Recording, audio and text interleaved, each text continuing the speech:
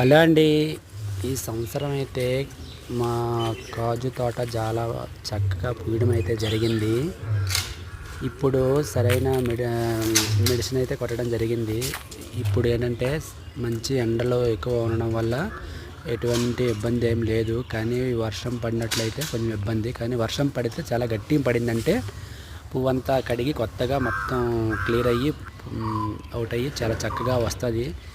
అందరూ రైతులు ఎక్స్పెక్టేషన్ చేస్తుంటారు ఏంటంటే ఈ సంవత్సరం బాగా పంటలు బాగా దిగుబడి వస్తుంది అనేసి.